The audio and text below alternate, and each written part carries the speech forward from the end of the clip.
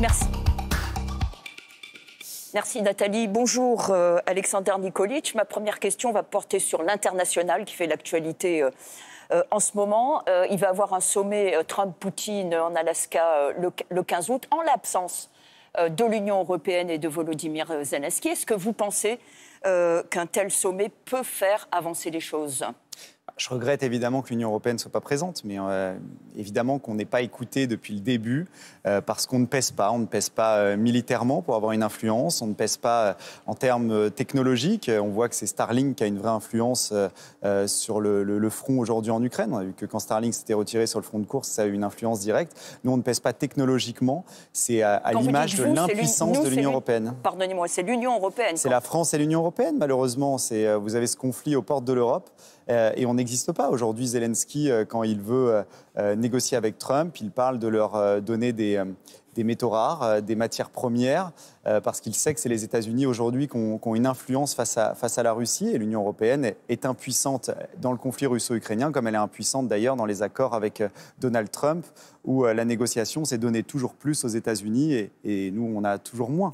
On connaît quand même, juste en un mot, l'euroscepticisme, c'est le moins qu'on puisse dire de votre parti. Finalement, est-ce que vous pensez que l'Union européenne ne gagnerait pas à être plus puissante et plus politiquement puissante ? On a toujours dit que ce qu'on souhaite, c'est une Union européenne qui permette à ces États d'être plus puissants, d'avoir une Union européenne qui a une vision de puissance, mais on voit surtout une Union européenne qui met de plus en plus de règles, qui nous pénalisent, qui négocie des accords internationaux, qui pénalisent nos filières. On l'a vu récemment encore avec le Mercosur, qui va supprimer des droits de douane, donc moins de recettes, et en même temps mettre l'agriculture française, notamment la filière bovine, en concurrence directe avec la filière d'Amérique du Sud. Et systématiquement, on a une Union européenne qui a perdu justement cette vision de puissance, qui signe et qui a une vision, par exemple, sur le pacte vert, qui va encore plus freiner notre industrie et notre agriculture, pour au final d'ailleurs plus polluer, parce qu'on va importer beaucoup plus de produits au détriment justement des émissions de gaz à effet de serre et au détriment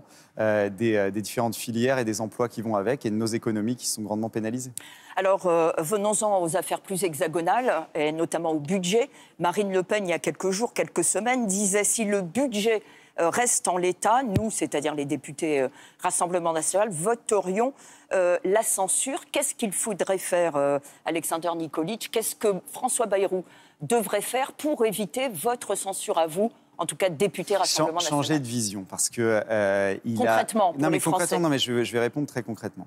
On a franchement des budgets qui sont systématiquement en déficit de plus en plus, une dette qui augmente, et la solution, c'est toujours rajouter plus d'impôts. Vous savez, en 1975, la part des prélèvements obligatoires dans le PIB, c'était 34%. On est monté à 46%, et pourtant, on a toujours plus de déficit. Ça montre bien que ça ne marche pas, et que ce sont les dépenses publiques qui posent problème. Vous savez, on a 57% des dépenses publiques dans le PIB. Aujourd'hui, en France, c'est 20% de plus que, par exemple, le Venezuela de Chavez en 2012, et c'est 20% de plus que la Chine, qui est un pays communiste. C'est évidemment ça le problème, donc il faut diminuer les dépenses structurelles. Oui, je pense par exemple à l'immigration qui coûte aujourd'hui 41 milliards d'euros par an.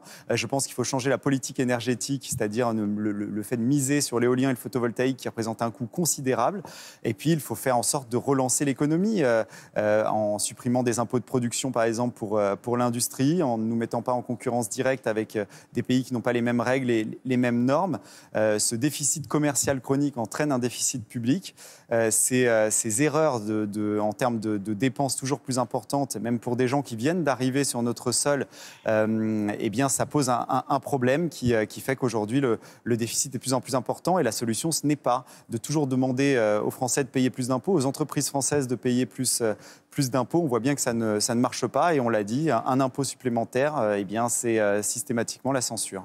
Alors, si François Bayrou, justement, reste plutôt droit dans ses bottes, comme il semble l'indiquer, sa mission, c'est réduire l'endettement, est-ce que, donc, vous voteriez une motion de censure en risquant de provoquer une crise politique, ce sur quoi vos électeurs peut-être ne vous suivraient pas? La crise politique et la crise économique, la crise sécuritaire, la crise migratoire, elle est justement le fruit de la politique de ce gouvernement. Ce qui intéresse nos électeurs, c'est de pouvoir mieux vivre. La crise politique, justement, elle est la conséquence de mauvais choix. Alors après, si vous me posez la question directement, si vous voulez pas de crise politique, c'est-à-dire qu'il y ait un courant majoritaire dans le pays, il faut nous écouter aussi sur ce sujet, c'est-à-dire qu'il faut un scrutin proportionnel avec une prime majoritaire. C'est ce qui permet d'avoir des majorités dans toutes les communes de France, dans toutes les régions de France, c'est-à-dire un scrutin proportionnel aux législatives et le courant qui arrive en tête a une prime avec un nombre d'élus supplémentaires, vous aurez une majorité. On est obligé de changer le mode de scrutin parce qu'avant, il y avait 2 courants forts. Aujourd'hui, il y en a 3. Donc, il faut s'adapter à ça. Sinon, on risque d'avoir souvent le pays bloqué, même si je suis convaincu que si demain, il y a une dissolution, même avec ce scrutin, on dégagerait une majorité parce qu'il y a une telle attente de la part des Français. On dirait que vous attendez la dissolution. En tout cas, c'est peut-être une perche que vous tendez à François Bayrou, qui effectivement, lui aussi, est très attaché à la réforme du scrutin et pourrait proposer une proportionnelle sans rentrer dans les détails et dans les modalités. Est-ce que si on vous promettait à vous, comme à d'autres, un scrutin à la proportionnelle pour les élections à venir, vous retiendriez de voter une éventuelle motion de censure? Non, parce que ce qui nous intéresse, c'est non. Non, parce que c'est pas le mode de scrutin ne détermine pas comment vont vivre les Français. Je disais, s'il n'y a pas de réforme concrètement sur des peines planchées par rapport à la justice, s'il n'y a pas une réforme justement sur ce que j'évoquais en termes budgétaires, sur un frein réel à l'immigration qui a aussi un coût budgétaire et qui a des conséquences pour l'équilibre de notre société, eh bien évidemment qu'on ne peut pas considérer que les orientations du gouvernement sont bonnes. Et en plus, vous me posiez la question sur le scrutin proportionnel. Je vous l'ai dit, si on est dans une proportionnelle pure, là, vous allez avoir le même blocage, malheureusement, sauf si une liste fait 50%, sauf si un courant fait 50%. Si vous voulez dégager une majorité claire et qu'on sort du blocage, il faut non seulement un scrutin proportionnel, mais avec une prime majoritaire.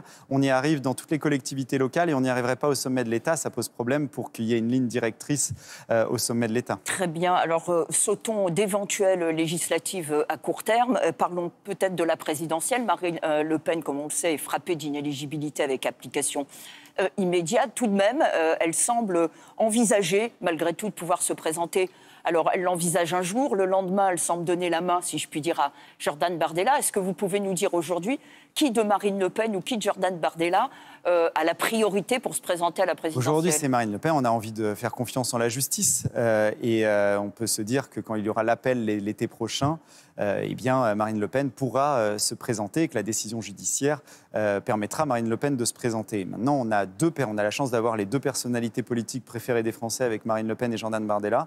On a la chance d'avoir ces idées qui sont majoritaires dans l'opinion, parce que les Français ont compris que ce sont nos idées qui peuvent changer leur vie en bien, et on a en plus justement les 2 personnalités qui peuvent le mieux incarner des idées qui sont les plus populaires. Donc on est prêt quoi qu'il arrive.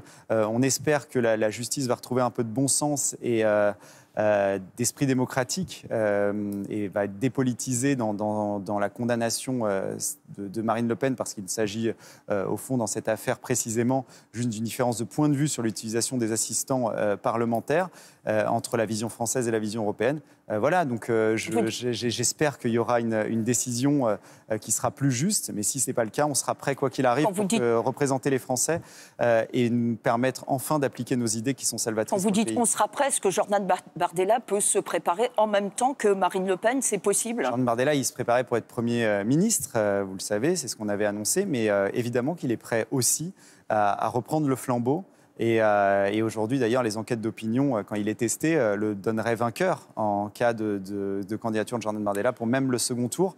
C'est la première fois qu'on a des sondages, que ce soit pour Jordan Bardella ou Marine Le Pen, qui nous donnent vainqueur et donc en position de l'emporter pour enfin améliorer la vie des Français. Une dernière question très rapidement, s'il vous plaît, Monsieur Nikolic. Vous avez été chargé l'an dernier d'un audit sur les fédérations pour, comme dit Jordan Bardella, enchasser les brebis galeuses. On ne va pas reciter tous les exemples qui ont pollué les législatives de l'année dernière. Vraiment, en un mot, est-ce que le travail est terminé ou est-ce qu'il est un working process, comme on dit en bon français? Sur les fédérations, justement, pour améliorer notre structure. On a vu que c'est devenu un sujet politique, l'incarnation. On l'a vu sur les dernières législatives, justement parce qu'on était donné vainqueur, ou en tout cas en tête. On est d'ailleurs en tête en termes de voix. Eh bien, il faut que comme nos idées, justement, sont aujourd'hui majoritaires dans l'opinion et sont saluées comme bonnes globalement sur tous les sujets, eh bien, il faut que nos candidats soient aussi les meilleurs, comme peuvent l'être nos idées. C'est le cas franchement, il s'agissait d'une minorité, mais ce qu'on a fait, le travail qu'on fait avec, je ne suis pas le seul évidemment, avec une vraie équipe, permet aujourd'hui de se dire qu'on a non seulement les meilleures idées, mais aussi les meilleurs candidats pour les représenter. Et si demain il y a une dissolution, tout le monde pourra le constater. Alexander Nikolic, merci infiniment. Merci beaucoup.